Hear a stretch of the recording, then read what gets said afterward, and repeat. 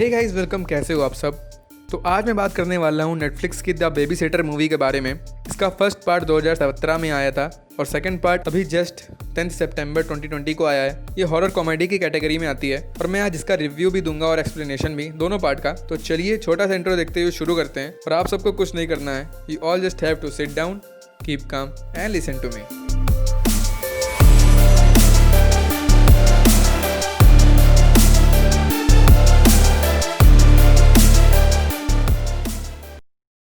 तो सबसे पहले इसके रिव्यू की बात कर लेते हैं। तो मेरे हिसाब से ये दोनों मूवी के पार्ट ठीक ठाक हैं, बहुत ज़्यादा कुछ खास नहीं है और बहुत ज़्यादा खराब भी नहीं है। वन टाइम वॉच मूवी है, टाइम पास के लिए देख सकते हो। और शायद फिर इसको देखने के बाद कुछ लोगों को ऐसा भी लग सकता है कि टाइम बर्बाद है।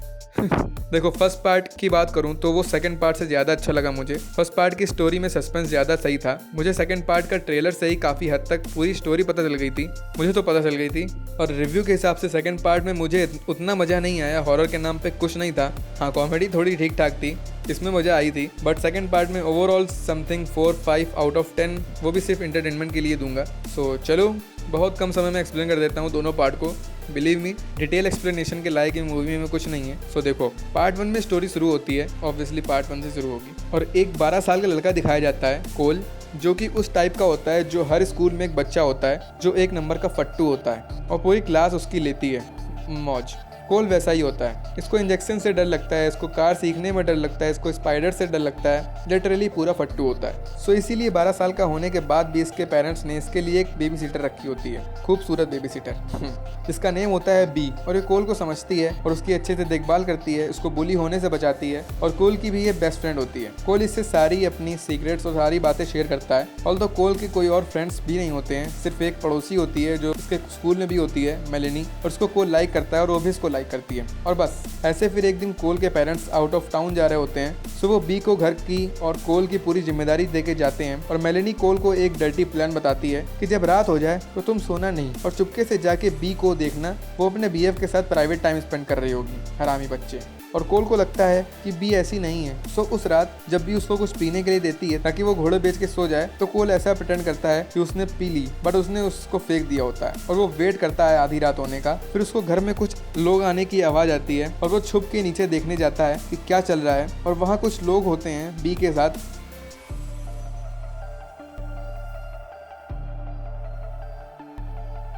जो कि ट्रूथ एंड डेयर खेल रहे होते हैं। और बी को डेयर मिलता है वो सबको किस करे। सो वो लाइन से सबको किस करती है और कोल को ये सब देखने में मजा आ रहा होता है, हरामी बच्चा। और फिर क्लास में एक बेचारा सा लड़का होता है इनके ग्रुप में, उसको बी किस करती है और उसके बाद उसके सर में चाकू घुसेड़ देती है और उसको मार डालती है। ये देख के कोल के सारे मजे निकल जाते हैं। यही टर्निंग पॉइंट होता है पूरी मूवी का, जो काफी तगड़ा होता है। टीनेज ड्रामा से हॉरर में मूवी एकदम से घूम जाती है। और बी के ग्रुप वाले उस मरे हुए लड़के का ब्लड कलेक्ट करने लगते हैं और ये एक कल्ट के मेंबर्स होते हैं और एक रिचुअल कर रहे होते हैं, क्योंकि बी की डेविल्स बुक में लिखा होता है, जिसमें 2 इनोसेंट इंसान लेने होते हैं और एक को सेक्रीफाइस करना होता है और उसका ब्लड लेना होता है। और सेकंड इनोसेंट का सिर्फ ब्लड लेना होता है, उसको मारना जरूरी नहीं होता है। और दोनों ब्लड को मिक्स करके पीना होता है। ये मेन रिचुअल होता है। और इन सब ने डेविल से ये डील की होती है, इसके बदले में इनको वो चीज मिलेगी जो भी लाइफ में करना चाहते हैं। जैसे किसी को जर्नलिस्ट बनना था, किसी को अमीर बनना था, ऐसे ही सबकी कुछ ख्वाहिशें होती हैं, इसीलिए ये सब रिचुअल कर रहे होते हैं। और अब फर्स्ट इनोसेंट मर चुका होता है और सेकंड इनोसेंट और कोई नहीं, कोल होता है। और वो इनकी ये सब बातें छुप के सुन रहा होता है और ऑब्वियसली उस नन्ही सी जान की फटी पड़ी होती है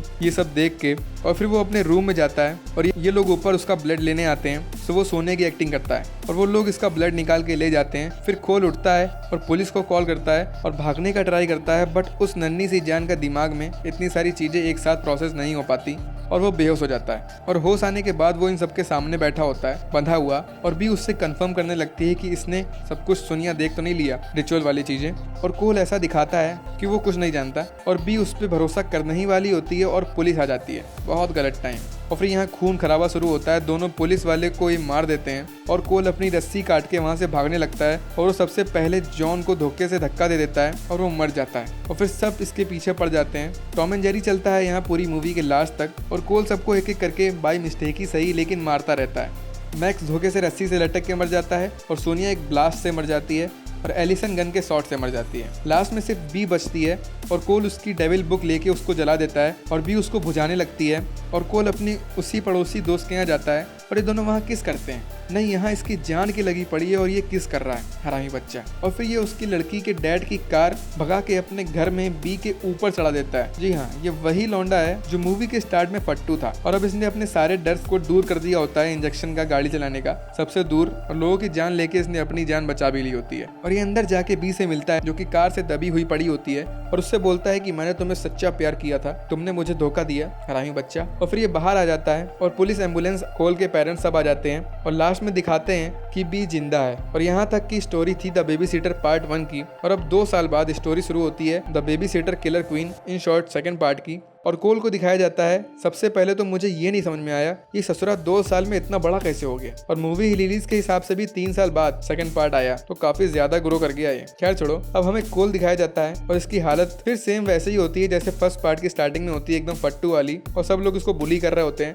और ऐसा इसलिए क्योंकि कोल ने उस रात जो पुलिस को बताया था कि लोग उसे मारने आए थे, उसने सब कुछ सच बताया था जो हुआ था, बट पुलिस और कोई भी उस पर बिलीव नहीं करता क्योंकि उसके घर में एक भी बॉडी नहीं मिलती है, कोई भी प्रूफ नहीं मिलता जिससे कोल की बात सच हो सके। रियलिटी में भी सारे सबूत और सारी बॉडीज लेके चली जाती है। ऐसा कैसे हुआ था अभी आगे पता चलेगा। और इसी वजह से कोल के पेरेंट्स को ऐसा लगता है कि कोल मेंटली अनस्टेबल है और इसीलिए उसकी दवाइयां चल रही होती हैं, और वो कोल को एक न्यू साइकेट्रिक स्कूल में ट्रांसफर करने वाले होते हैं। और कोल को जब ये पता चलता है तो वो बहुत काफी नाराज होता है। और मेलेनी भी कोल के साथ नहीं होती है, मतलब वो उसकी दोस्त तो होती है बट उसका बॉयफ्रेंड कोई और होता है। और स्कूल में एक न्यू लड़की आती है फीबी, और इसके हाथ में एक कैट का टैटू बना हो, सेम बी के हाथ में भी बना था। इसका राज भी आगे पता चलेगा। फिर मेलेनी कोल को उसका मूड फ्रेश करने के लिए एक जगह चलने को बोलती है ताकि वो एंजॉय कर सके और अपना माइंड फ्रेश कर सके। और कोल वहाँ जाता है मेलेनी और उसके दोस्तों के साथ, और वहाँ पर न्यू गर्ल फीबी आती है क्योंकि इस जगह पर उसके पेरेंट्स का एक ओल्ड केबिन था जिसकी कीज कोई फीबी के लॉकर में चुपके से रख के चला गया था, इसलिए वो भी यहाँ आती है। और फिर कोल अपनी मेडिसिन फेंक देता है और मेलेनी और उसके दोस्तों के साथ एक गेम खेलने लगता है। और उसके दोस्त कोल से उस रात के बारे में पूछने लगते हैं और मेलेनी उनसे मना करती है कि उसको परेशान मत करो, बट मेलेनी के मुंह से डेविल बुक का नाम निकल जाता है। और कोल को डाउट होता है क्योंकि उसने डेविल्स बुक के बारे में किसी को नहीं बताया होता है, और वो जबरदस्ती मेलेनी से पूछने लगता है और मेलेनी वहाँ पर एक उसकी लड़की दोस्त का गला काट देती है। ये था टर्निंग ट्विस्ट पार्ट 2 का, बट पार्ट 1 वाला ज्यादा अच्छा था। फिर मेलेनी कोल को बताती है कि उसने भी डेविल्स बुक में साइन कर दिया है क्योंकि उसको एक बड़ा इन्फ्लुएंसर बनना होता है। और अब यहाँ पार्ट 1 के सारे कैरेक्टर्स आते हैं जो सब मर चुके होते हैं सिर्फ बी को छोड़कर,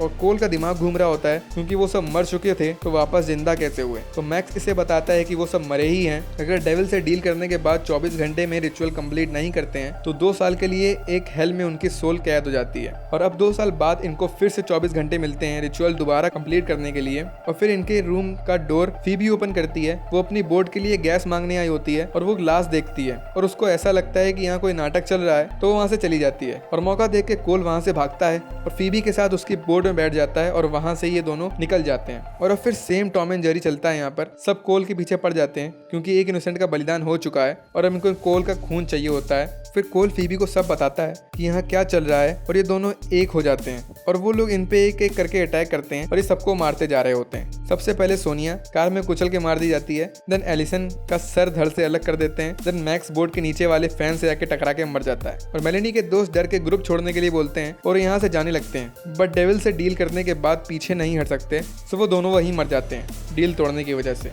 और लास्ट में मेलेनी कोल के डैड को कॉल करके उनको यहाँ बुलाती है कि कोल मेंटल हालत में नहीं है और वो मेलेनी के डैड के साथ यहाँ आ रहे होते हैं। और फिर भी कोल को अपने पेरेंट्स के केबिन ले जाती है और वहाँ एक अंडरग्राउंड सीक्रेट डोर होता है, वहाँ ये दोनों छुप जाते हैं। कुछ देर टाइम स्पेंड करने के बाद ये दोनों आपस में एक दूसरे को लाइक करने लगते हैं, सो प्यार मोहब्बत वाली बातें शातें करने लगते हैं लोग। और फिर इन दोनों के डैड यहाँ आते हैं और वो इस केबिन में आके कोल को बाहर आने के लिए बोलते हैं और कोल वहाँ से कुछ हथियार लेके ऊपर आता है और जॉन वहीं होता है और वो भी मर जाता है। और फिर ये दोनों वहाँ से भागते हैं, बट कोल के डैड उसको इंजेक्शन दे देते हैं, सो वो बेहोश हो जाता है और फिर उसको अपने साथ कार में बैठा के ले जाते हैं वापस अपने घर। और मेलेनी अपने ही डैड को मार डालती है और फीबी को पकड़ के बांध के बैठाल देती है। और रास्ते में कोल की आंख खुलती है और उसके डैड पेट्रोल भर रहे होते हैं, सो वो कार वहीं से भगा के वापस यहाँ आता है और फीबी को बंधा देख सो वहीं अपनी जगह पर बैठता है। और फिर यहाँ कुछ डेविल के स्टैचू होते हैं और वो सब वापस जिंदा हो जाते हैं जितने मरे होते हैं। और अब यहाँ एंट्री होती है बी की और वो कोल के हाथ से ब्लड निकालती है और दोनों ब्लड को मिक्स करती है और 1 बाय 1 ये सब उसको पीते हैं सिर्फ बी को छोड़कर।